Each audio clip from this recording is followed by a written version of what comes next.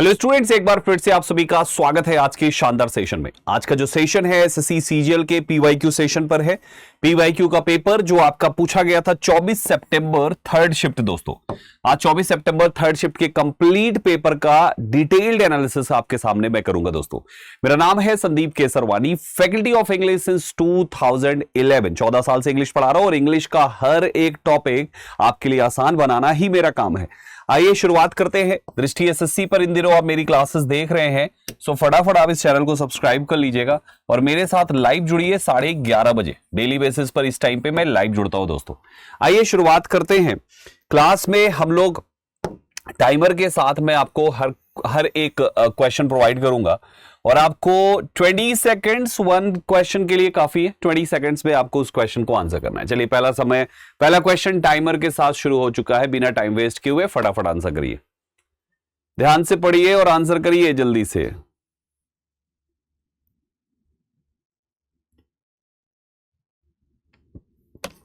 Times up. दोस्तों सवाल क्या है, select the most appropriate idiom. आपको ईडियम चूज करना है, यहां पे कौन सा हो सकता है।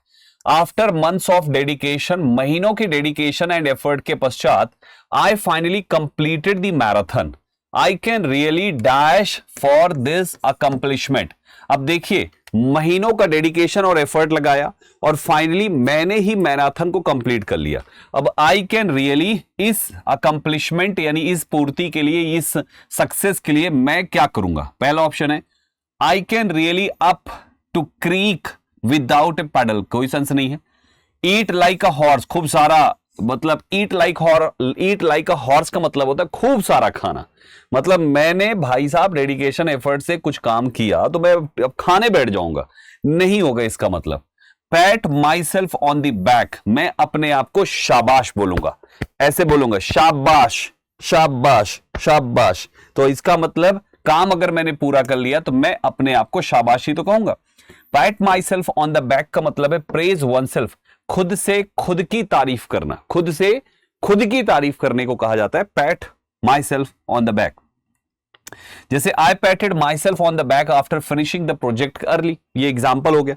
बाकी ऑप्शंस देखो, up a creek without paddle का मतलब है in a trouble with no help, यानी मुसीबत में फंस गया, कोई हेल्प नहीं। विदाउट हिज फोन और wallet he was up a creek without a paddle. अच्छा बाकी ऑप्शन देखो, ईट लाइक अ हॉर्स का मतलब होता है बहुत ज्यादा कोई चीज खाना, खाए जाओ, खूब ठूस ठूस के खा लिया।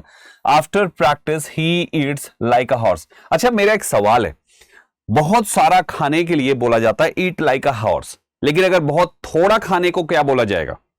बहुत ज्यादा खाना मतलब घोड़े के जैसा खाना, तो बहुत थोड़ा खाना के लिए क्या बोला जाता है, सोचिए जरा। आपको हिंदी में ये लाइन हमेशा बोला गया होगा, खासतौर पे बेटियों के लिए तो ज्यादातर बोला जाता है घर में। कैसे कि यार देखो ये क्या चिड़िया की तरह चूंगती रहती है, चू चू चू चू करके थोड़ा सा खा लेती है, चूंगती रहती है, चिड़िया की तरह चूंगती रहती है। यानी कि थोड़ा खाने का मतलब है चिड़िया की तरह खाना, चिड़िया बहुत थोड़ा खाती है।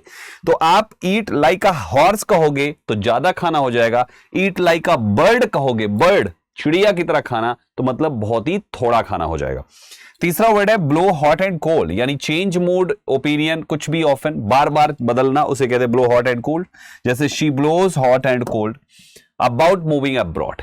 अब ये आपके सारे ऑप्शंस 100% एक्सप्लेनेशन, 0% डाउट। आप देखिए पूरा आपको समझा दिया एक एक ऑप्शन। आगे बढ़िए, दूसरा सवाल टाइमर के साथ 20 सेकेंड एक क्वेश्चन पे जा रहा है। 8 मिनट में पूरा पेपर सॉल्व करना सिखाएंगे आपको।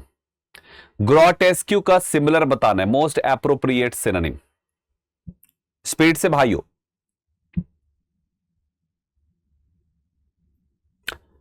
समय समाप्त हुआ। आपके सामने ग्रोटेस्क्यू के 4 ऑप्शंस हैं। शेमफुल है, कॉमली है, अगली है, स्पॉन्टेनियस है। सही जवाब क्या होगा उससे पहले ग्रोटेस्क्यू की मीनिंग समझिए। ग्रोटेस्क्यू, इसकी स्पेलिंग भी याद कर लीजिएगा। ग्रोटेस्क्यू का मतलब है एक्सट्रीमली अगली और डिस्टॉर्टेड कोई चीज है, एक्सट्रीमली अगली है, एकदम भयावह है, भयानक है, हॉरिबल है, गंदा सा, एकदम अगली है, तो हम उसको ग्रोटेस्क्यू कहते हैं। जैसे the statue had a grotesque face that scared the kids. Statue का ग्रोटेस्क्यू फेस था जिसने बच्चों को डरा दिया। अब इसका सिमिलर चाहिए, उसने कहा ना सिमिलर सिमिलर लेकर आइए। सिमिलर अगर उसने एंटोनिम मांगा होता, अपोजिट मांगा होता, तो आप कोमली टिक करते। कोमली को मैं याद कराता हूं कोमल से कि देखो उसका चेहरा कितना कोमल है, और कोमल चेहरा है इसका मतलब चेहरा सुंदर है। तो अगर उसने अपोजिट बोला होता तो आपको कोमली टिक करना होता। उसने कहा सिमिलर बताओ, तो आप टिक करेंगे अगली। अगली का मतलब भी होता है गंदी सी शक्ल होना। The building was old and अगली, गंदी सी होना, चाहे शक्ल हो, बिल्डिंग हो, कोई भी चीज हो, ठीक है। शेमफुल मतलब होता है शर्मनाक, कहते बड़ी शेमफुल हरकत करी उसने, शर्मनाक कहते हैं इसको। Cheating in exams is a shameful act. Komali का मतलब सुंदर बता चुका हूं, जैसे she looked Komali in the traditional dress. और अगला वर्ड है स्पॉन्टेनियस, बहुत ही अच्छा वर्ड है। स्पॉन्टेनियस या स्पॉन्टेनियसली बोला जाता है डन विदाउट प्लानिंग, कोई चीज तुरंत कर दिया। स्पॉन्टेनियसली कर दिया यानी तुरंत कर दिया बिना किसी प्लानिंग के। Their spontaneous trip turned out to be the best vacation. So spontaneous का मतलब है कोई प्लानिंग लगाई ही नहीं भाई, बस दिमाग में आया और कर दिया उसको, जो भी था उसे कहते हैं स्पॉन्टेनियस, ठीक है। कितने अच्छे अच्छे वर्ड्स है बच्चे, सभी पर एग्जांपल्स दे दिया, एक शब्द नहीं छोड़ा। 5 वर्ड है, पांचों पे एग्जांपल्स, पांचों की इंग्लिश मीनिंग, पांचों के हिंदी मीनिंग। है ना मजेदार तरीका, है ना मजेदार तरीका। डिटेल्ड एनालिसिस इसको कहते हैं, मजेदार है। इसी तरीके से मैं कराता हूं, डेली आया करो भाई। आप जो है पीवाईक्यू तो ऑल्टरनेट डेज पे आता है, लेकिन लाइव भी अटेंड किया करो, ठीक है ना। ओके, याद रखना इंग्लिश मतलब संदीप केसरवानी 100% कवर कराऊंगा आपका। चलो अगले पे आते हैं दोस्तों, तीसरा सवाल ध्यान से पढ़िए। अंडरलाइंड पार्ट है तो कुछ सेंटेंस इंप्रूवमेंट जैसा हो सकता है या कुछ और जो उससे मिलता जुलता हो। We as human beings have a tendency of believing in the things that can be seen or touched. जिन चीजों को आप देख और छू सकते हैं, can be seen and touched, जिन चीजों को आप देख या छू सकते हैं उनको क्या कहेंगे। 4 ऑप्शन है। पहला है टेंजिबल, दूसरा है इनएक्सप्रेसिबल, तीसरा है इनपैल्पेबल, चौथा है स्पिरिचुअल। जिन चीजों को छुआ जा सकता है, 1 वर्ड सब्स्टिट्यूशन है बच्चे, ये पूछने का तरीका है। जिन चीजों को छुआ जा सकता है, जिन चीजों को देखा जा सकता है, उन चीजों को कहा जाता है बच्चे टेंजिबल। टेंजिबल होती है वो चीजें जिनको छुआ और देखा जा सकता है।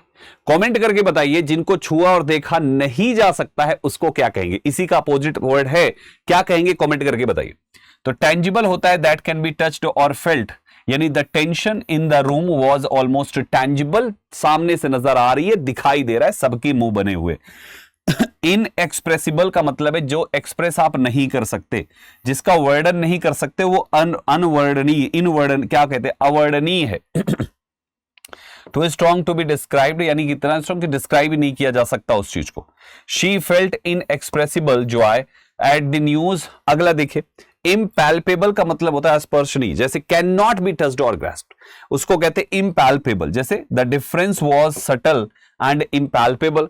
और आखिरी वर्ड है स्पिरिचुअल। स्पिरिचुअल शब्द तो आप बड़ा बेसिक सा वर्ड है, जानते होंगे, जो स्पिरिचुअलिज्म से संबंधित है, कहते ना ये बंदा बड़ा स्पिरिचुअल है, यानी धर्म से संबंधित है, जुड़ा हुआ है ना, उसे कहते हैं। Meditation gives me spiritual peace. तो ये सारे ऑप्शंस हो गए। अगले पे आ जाइए, सेलेक्ट दी करेक्टली स्पेल्ड वर्ड। 20 सेकेंड का टाइमर आपके लिए चलता हुआ, पहले आप ट्राई कीजिए, फिर मैं हूं ही 100% एक्सप्लेनेशन देने के लिए।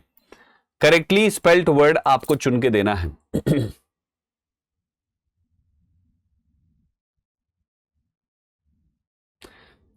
Times up my dear students. देखिए, रेस्टोरेंट की स्पेलिंग यहां पे गलत है, रेस्टोरेंट की स्पेलिंग यहां पे गलत है। रेस्ट और एंड की स्पेलिंग सही है, रेस्ट और की स्पेलिंग यहां पे गलत है। आप ध्यान से देखें तो 3 ऑप्शन तो रेस्टोरेंट ही गलत है भाई साहब। The restaurant serves delicious meals, यही सही है दोस्तों। आपका आंसर ऑप्शन नंबर सी को जाएगा। रेस्टोरेंट की स्पेलिंग रट लीजिए, आज के बाद गलती मत करना। सबसे पहले लिखिए REST, रेस्ट का मतलब हो गया आराम, फिर लिखिए और AUR और हो गया, और आखिरी में लिख दीजिए आंट ANT मतलब चीटी। तो रेस्ट और आंट रेस्टोरेंट, रेस्ट और आंट रेस्टोरेंट, याद हो गया, रेस्ट और आंट रेस्टोरेंट। तो आपका केवल एक में ही रेस्टोरेंट सही है, तीनों ही रेस्टोरेंट से ही आप कैंसिल आउट कर सकते थे। So correct answer for the question will be option number C. अगला सवाल आपका है, सिमिलर मीनिंग आपको चुनना है, और कितना आसान सा वर्ड दिया हुआ है, दैट इज लविंग। बच्चों वाला सवाल पूछ लिया इसने, सोचिए। इस प्रश्न के लिए उसने 2 नंबर दिए थे भाई साहब, ये तो फ्री में प्रश्न मिलना चाहिए, ऐसे ही चलो इसको करे जाओ कोई नंबर नहीं मिलेगा, ऐसे हो जाना चाहिए था। इतना आसान है। लविंग का मतलब होता है प्यारा, है ना, कहते कोई चीज बड़ा ही लविंग, यानी कि बहुत ही प्यारा है। अगर कोई चीज प्यारा है, पहला ऑप्शन है ऑफिस, दूसरा है रेजुवेनेट, तीसरा है अफेक्शनेट, चौथा है सबऑर्डिनेट। जब कभी भी आपका कहते हैं ना उनका उनके साथ अफेक्शन है, अफेक्शन का मतलब होता है स्नेह, स्नेह मतलब होता है एक प्रकार से लगाव, अफेक्शन कहलाता है। और अगर अफेक्शनेट है तो यानी वही आपका सिमिलर हो गया। सो लविंग का मतलब होता है प्यार करने वाला, लविंग है शोइंग डीप केयर और अफेक्शन, जैसे she gave her child a loving hug. वहीं अफेक्शनेट का मतलब भी वही आपका फॉन्डनेस ऑफ लव, यानी कि the puppy was very affectionate toward its owner. बाकी देखो ऑफिश का मतलब है अनफ्रेंडली या डिस्टेंट होना, दूरी बना के रखना, उसको कहते हैं ऑफिश। इसको याद रखिए ना कि भैया हमारा जो ऑफिस है वो हमारे घर से काफी ऑफिस में है। ऑफिश मीन्स होता है दूर है, दूरी बना हुआ है। ही सीम्ड ऑफिश एट द पार्टी, थोड़ा सा अनफ्रेंडली लग रहा था, पार्टी में मिलजुल नहीं रहा था।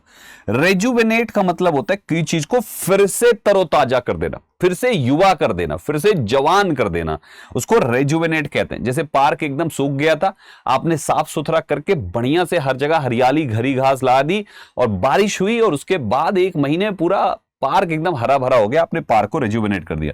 टू मेक यंग और fresh again, a vacation can rejuvenate the mind.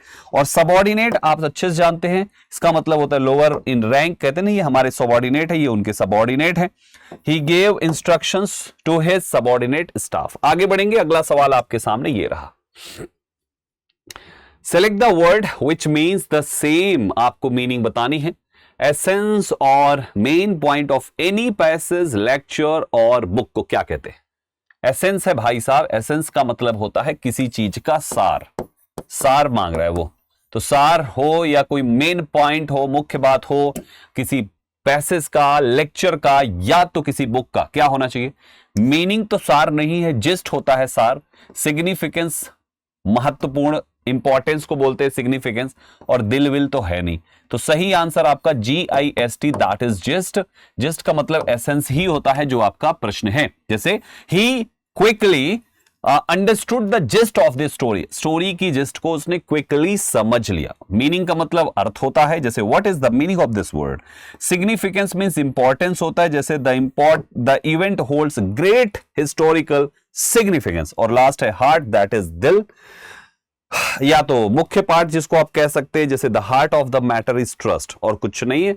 आगे बढ़ेंगे साथियों, अगले प्रश्न पे आते हैं। अगला प्रश्न अंडरलाइंड कुछ पार्ट है, सेंटेंस इंप्रूवमेंट है दोस्तों। आरुष्य जो भी है, purchased the most good of all the suits kept in the shop.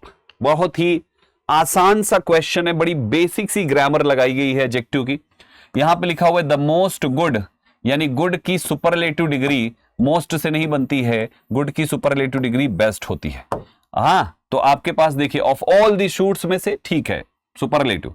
The more good ऐसे कंपैरेटिव नहीं बनता, द एडजेक्टिव में एस नहीं लगता है। द बेस्ट आपके पास है, द गुड क्यों लगाएंगे जब डिग्री आपको सुपरलेटिव करनी है।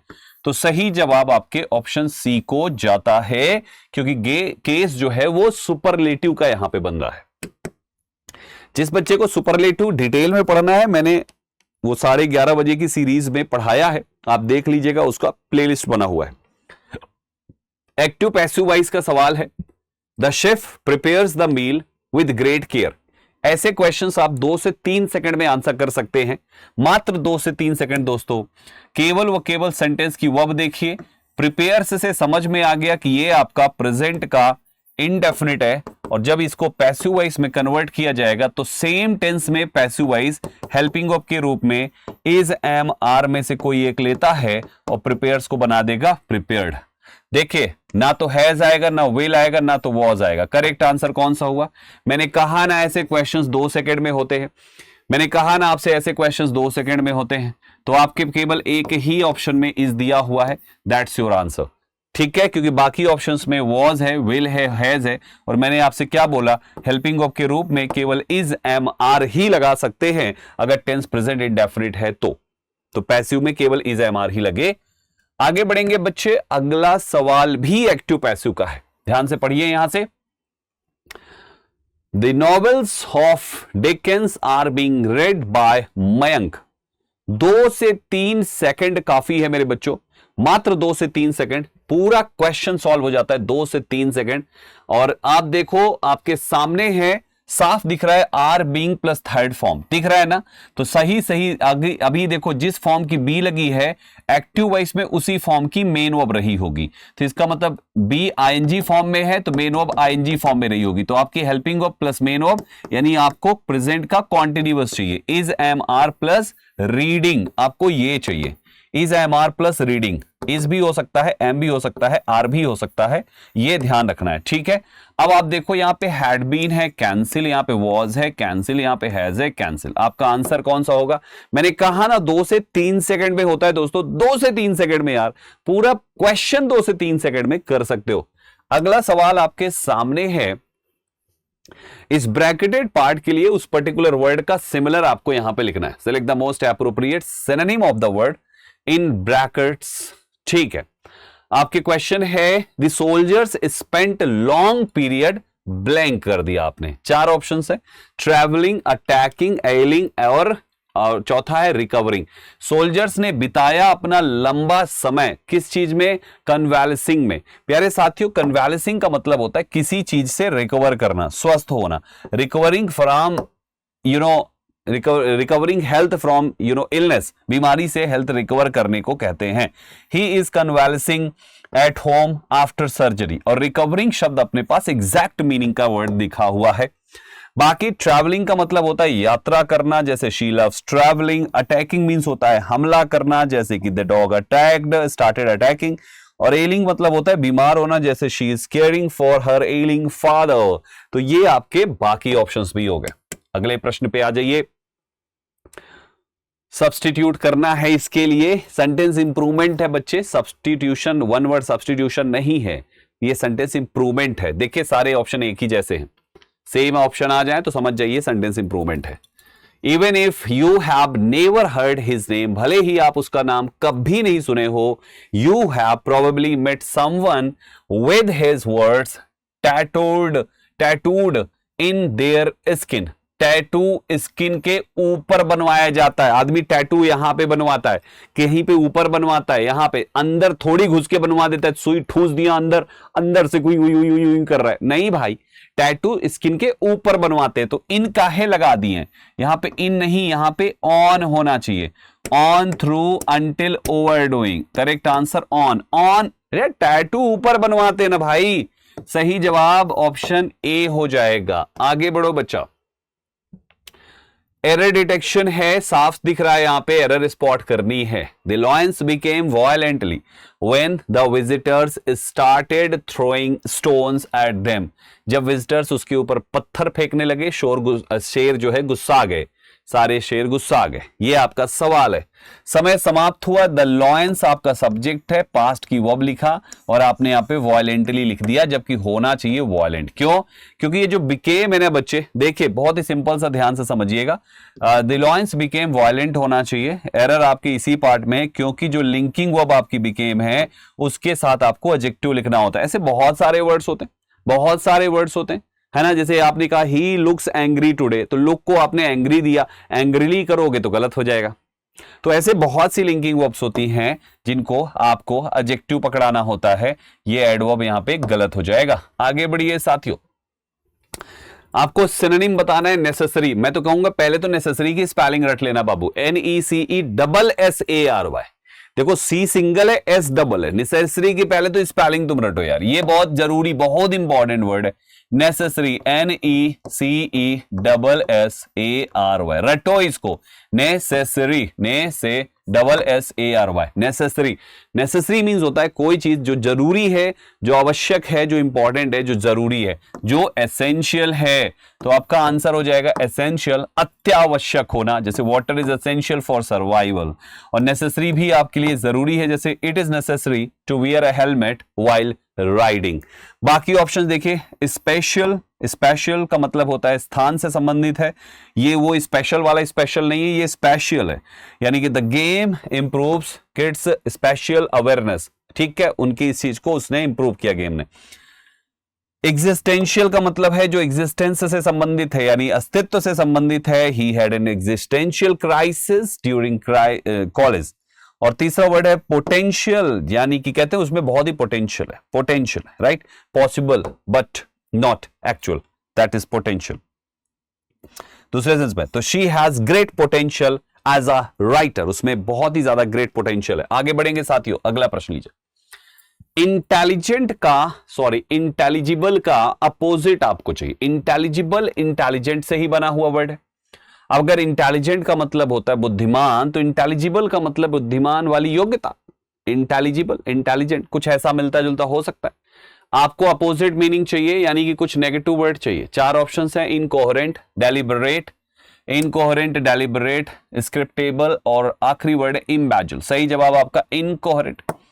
प्यारे साथियों देखिए, इंटेलिजिबल का मतलब होता है कोई चीज जो बिल्कुल से इंटेलिजिबल है, बिल्कुल इजी टू अंडरस्टैंड, इंटेलिजिबल है, दिमाग में, मतलब वो आपके दिमाग में जा सकती, तो जा सकती, इंटेलिजेंट आप हो सकते हो उस चीज को समझ के, अर्थात वो चीज आपको समझ में आ रही है, सुस्पष्ट है।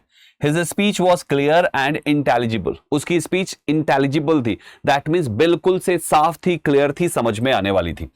तो इनकोहेरेंट का मतलब होता है अस्पष्ट, नॉट क्लियर, समझ में नहीं आ रहा। The drunk man's words were incoherent, समझ में नहीं आ रहा क्या बक रहा है भाई, क्या बक रहा है, दारू पी के आया हुआ है, बताइए, तो उसकी बात है।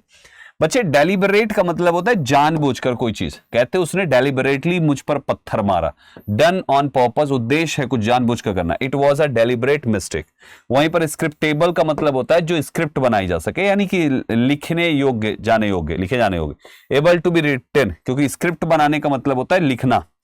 The software is easily scriptable for automation. और तीसरा वर्ड है आपका इम्बेजल का मतलब कोई चीज को गबन करके बैठ जाना।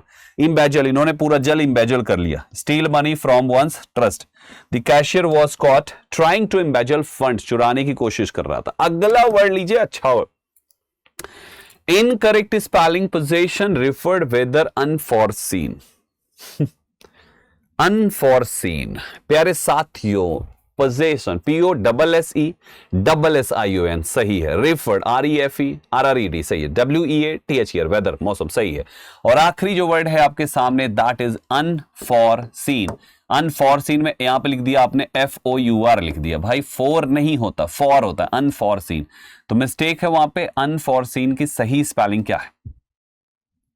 अन FORE और साथ में सीन, फॉरसीन, अनफॉरसीन। फॉरसी होता है ना, FORESEE। फॉरसी का मतलब होता है किसी चीज को पहले से ही देख लेना, पहले से ही अनुमान लगा लेना, पहले से ही गेस कर लेना, उसको फॉरसी कहते हैं।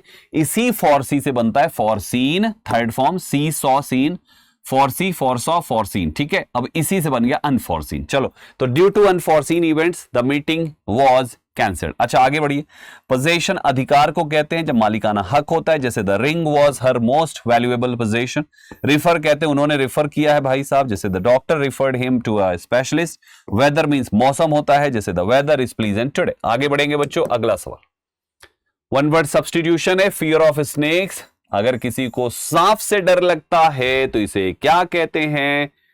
क्या कहते हैं? क्लैस्ट्रोफोबिया, ओफिडियोफोबिया, जेनोफोबिया एंड सिंजेनियोसोफोबिया। चार फोबियाज हैं, तो ओफिडियोफोबिया आपके प्रश्न का उत्तर है। ओफिडियोफोबिया का मतलब होता है फियर ऑफ स्नेक्स, सांप का डर। His ओफिडियोफोबिया makes him panic at the site of a snake. वहीं पर क्लैस्ट्रोफोबिया होता है जब किसी को बंद जगह से डर लगता है। बहुत सारे लोगों को लिफ्ट में जाना बिल्कुल नहीं हिम्मत है उनके, यानी उन्हें क्लैस्ट्रोफोबिया है। जेनोफोबिया होता है भाई साहब जिनको विदेशियों से नफरत होती है, विदेशी चीजों से नफरत होती है ना, डिसलाइक करते हैं या डर होता है, कुछ भी कह लीजिए, उसको कहते हैं जेनोफोबिया है। और यहां पे है दिस इज सिंजेनोसोफोबिया, यानी कि रिश्तेदारों से डर लगता है। अतिथि कब जाओगे, जाओ, उनको कहते हैं भाई साहब। आगे बढ़िए, अगला सवाल बच्चे, इवोक का सिमिलर चाहिए आपके ऑप्शन से। Induce, abandon, reduce and divert, four options you have. Evoke का करेक्ट सिनोनिम क्या होना चाहिए? चार options, induce, abandon, reduce, divert, induce. प्यारे साथियों, इवोक का मतलब होता है जगाना। इवोक मतलब होता है टू ब्रिंग आउट, टू और रिकॉल, जगाना किसी को, भाई साहब जागो। The movie evoked memories of childhood. Induce का मतलब भी होता है उत्पन्न किया आपने, जो अंदर छपा था वो निकाल दिया बाहर। द मेडिसिन में इंड्यूस स्लीप, यानी स्लीप लेके जगा देगी तुम्हें, स्लीप तुम्हारे अंदर पैदा कर देगी। अबेंडन होता है चीजों का त्याग कर देना दोस्तों, छोड़ देना किसी चीज को, जैसे he had to abandon the project Midway.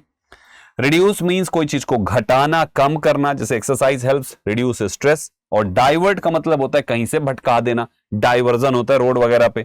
The police diverted traffic due to the accident. आगे बढ़ेंगे प्यारे साथियों, आपके सामने है पैरा जंबल, पढ़िए और बताइए क्या बनेगा order.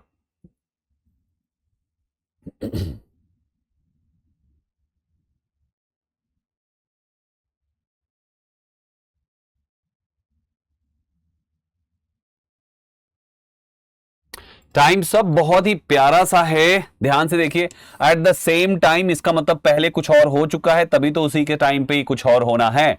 Giving happiness to the poor by providing them food, तो गरीब होगा उसी को तो आप फूड प्रोवाइड करोगे, कपड़े प्रोवाइड करोगे, पैसे और अनाज प्रोवाइड करोगे। तो एक पेयर बनेगा, वो है आपका ए बी का पेयर, ठीक है। और एट द सेम टाइम पहले नहीं होना चाहिए, ए बी बाद में होना चाहिए। जैसे यहां पे देखो ए बी है, हो सकता है यहाँ पे ए बी नहीं है, यहाँ पे ए बी नहीं है तो ये नहीं होगा, यहाँ पे ए बी हो सकता है, यहाँ भी ए बी नहीं है तो नहीं होगा। तो दो ऑप्शंस है। अब आपने ध्यान से देखो तो सी डी यहां पे है और एक सी डी यहां पे है, तो पहले एक बार पढ़ लो सी और डी को। Festivals in India are celebrated to share happiness, और कैसे आप सेलिब्रेट करते हैं? By being in the presence of the members of family, यानी कि फेस्टिवल्स भारत में सेलिब्रेट किए जाते हैं हैप्पीनेस को शेयर करने के लिए। Bye being in the presence of the members, परिवार के मेंबर्स की प्रेजेंस में, उपस्थिति में, और साथ में उसी समय कुछ और गरीबों की हैप्पीनेस के लिए बांटे जाते हैं। तो हमारा ये सीडी का एक साथ है बच्चे, और सीडी एक साथ इसमें नहीं है, तो आपका आंसर हो जाएगा ऑप्शन नंबर सी इस क्वेश्चन के लिए। आगे बढ़िए दोस्तों, नेक्स्ट क्वेश्चन ये रहा, इडियम्स एंड फ्रेजेस है, मैडन स्पीच इडियम है।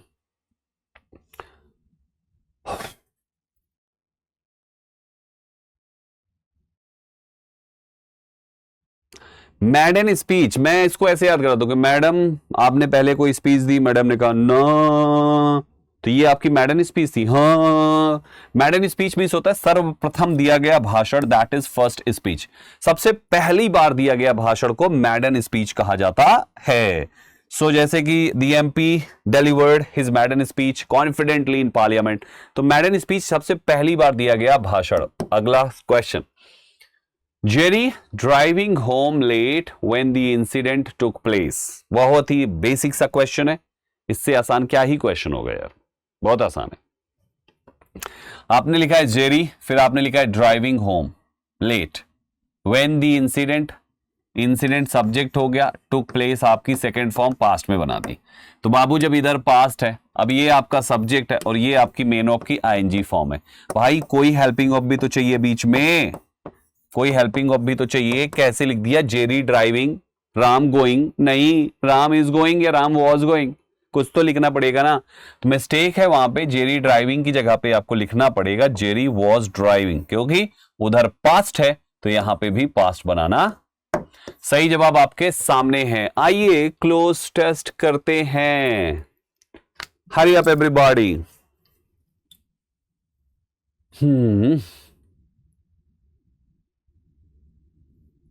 करिए करिए फटाफट करिए।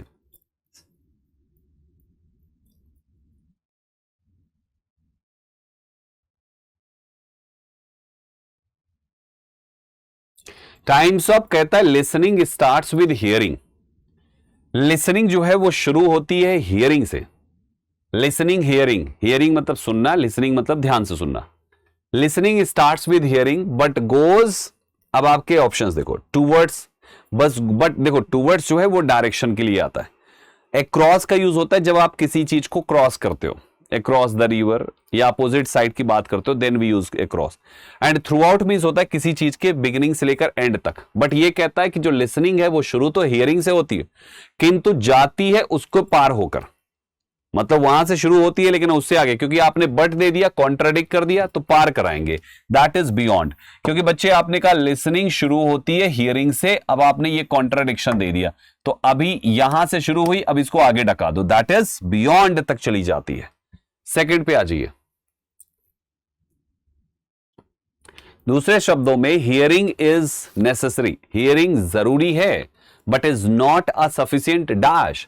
दूसरे शब्दों में हियरिंग जरूरी है किंतु नहीं है एक सफिशिएंट क्या चीज, sufficient condition, sufficient place, sufficient scenario या सफिशिएंट डिकोरम।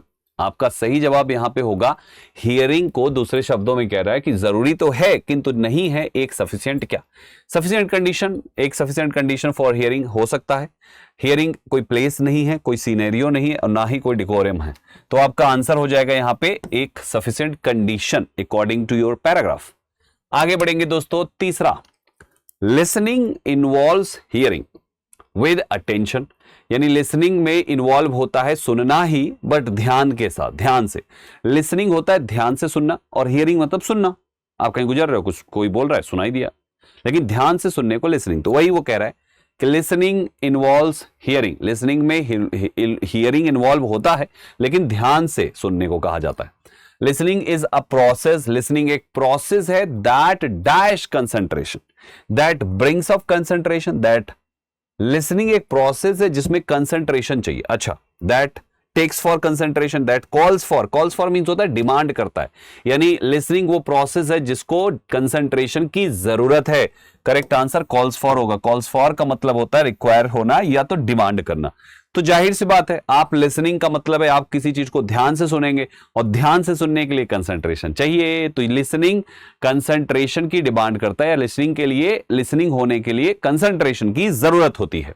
आगे बढ़ेंगे दोस्तों, 24 पे आ जाइए। 24 क्या कहता है, while listening one should also be observant, यानी सुनते समय हमें थोड़ा सा चौकस रहने की जरूरत है या चौकस रहना चाहिए। इन अदर वर्ड्स, दूसरे शब्दों में, listening has to be with the ears, दूसरे शब्दों में listening has to be with the ears, फिर ब्लैंक है, with the eyes and the mind. And वहां लगा दिए तो एंड यहां नहीं लगा सकते, ऑल्दो नहीं आएगा, रेदर नहीं आएगा, इट नहीं आएगा, एज वेल एज आएगा, क्योंकि बच्चे वो कहता है, वो कह रहे हैं कि listening is to be understood as the, नहीं, listening has to be with the ears. देखो वो जोड़ रहा है कि लिसनिंग जो है वो कानों से होनी चाहिए, आपकी आंखों से भी समझ है, क्योंकि लिसनिंग मतलब क्या, लिसनिंग मतलब कोई चीज पर पूरे कंसंट्रेशन के साथ ध्यान देना। तो वो ध्यान आपको कानों से भी देना है, आपको ध्यान अपने आंखों से भी देना है और ध्यान आपको अपने दिमाग से भी देना है। तीनों चीज, ये भी चाहिए, आंखों से भी चाहिए और वो भी चाहिए। तो भाई एंड लगा रहे हो, दो चीज जोड़ रखा है तो उसको जोड़ने के लिए एज वेल एज ही तो लगाओगे, तो सही जवाब एज वेल एज हो जाएगा। आखिरी सवाल लीजिए, listening is to be understood as the total process that involves hearing with attention, being observant and making interpretation। ठीक है, good communication is essentially and, जो भी आएगा गुड कम्युनिकेशन है एसेंशियली एंड डैश प्रोसेस। क्या है जो अच्छी कम्युनिकेशन अगर आप कर रहे हो, क्योंकि अब ये कंक्लूड करने की तरफ बढ़ रहा है, तो अच्छी communication, good communication is essentially dash process है। एक अच्छी कम्युनिकेशन के लिए एक इंटरैक्टिव प्रोसेस ही इसको मानेंगे, हो सकता है। ऑब्नॉक्सियस प्रोसेस बिल्कुल नहीं हो सकता, that's negative word. This is pecuniary process, onerous process. अरे कम्युनिकेशन, एक अच्छी कम्युनिकेशन के लिए इंसान दो तरफी होनी चाहिए ना, तभी तो कम्युनिकेशन अच्छा होगा। वन साइडेड है तो उसको तो लेक्चरबाजी कहते हैं। करेक्ट आंसर हो जाएगा इंटरैक्टिव, इंटरैक्टिव, इंटरैक्टिव, इंटरैक्टिव। देखिए ऑब्नॉक्सियस मींस होता है घिनौना, पेक्यूनियरी का मतलब होता है जो पैसों से संबंधित है, और एक है आपका ऑनरस, ये भी आपका पेनफुल है। हमें चाहिए वहां पे पॉजिटिव, और ये तीनों वर्ड आपके सेट नहीं बैठ रहे, तो करेक्ट आंसर एक ही होगा, दैट इज इंटरैक्टिव। तो ये थे दोस्तों आपके आज के पूरे 25 क्वेश्चंस। कैसी लगी आपको आज की ये क्लास, कैसी लगी? बढ़िया ना? डेली बेसिस पर आइए, मैं रोज पढ़ाता हूं दृष्टि एसएससी चैनल पे। अगर 11:30 बजे आएंगे तो आप मेरी क्लास लाइव पाएंगे दोस्तों, और बाकी डेज में ऑल्टरनेट मैं इसी तरीके से पेपर का डिटेल्ड एनालिसिस कराता हूं। मेरा नाम याद रखिएगा, संदीप केसरवानी कहते हैं मुझे बच्चों। मेरी क्लास अगर आप चाहते हैं कि आपको ऐप पे भी मिले तो एसएससी सीजीएल फाउंडेशन कोर्स जो एसएससी के किसी भी एग्जाम के लिए आप ले सकते हैं। कंप्लीट बैच लेंगे तो 2,499 रुपए का, यानी 2,500 रुपए का कंप्लीट बैच, जो 750 घंटे की क्लासेस के साथ होगा। केवल इंग्लिश का लेंगे, केवल इंग्लिश का अगर कोई चाहिए, मात्र 499 रुपए का है। केवल इंग्लिश का किसी को बैच चाहिए, कंप्लीट इंग्लिश पढ़ाया जा रहा है, complete vocabulary, complete grammar, complete comprehension, English complete solution. Trust me, इसके बाद आपको जिंदगी में किसी से इंग्लिश पढ़ने की जरूरत नहीं पड़ेगी। तो अगर आप कंप्लीट बैच लेंगे तो आपको इतने का पड़ेगा, केवल इंडिविजुअल इंग्लिश लेंगे इतने का पड़ेगा। जो भी आपको ठीक लगता है वो बैच आप इनरोल कर लीजिए, लेकिन ट्रस्ट मी, आप खुद अपनी इंग्लिश को इंप्रूव होता हुआ फील करेंगे। आप कहेंगे कि जिंदगी में आज तक ऐसा इंग्लिश किसी ने नहीं पढ़ाया। करके देख लीजिए, आपको दिल खुश हो जाएगा आपका। चलिए दोस्तों, अभी के लिए इतना काफी है। मिलते हैं आप सभी से अगली क्लास में नया पेपर सेट लेकर कंप्लीट डिटेल्ड एनालिसिस के साथ। Thank you very much for joining this session. All the best guys. जय हिंद साथियों।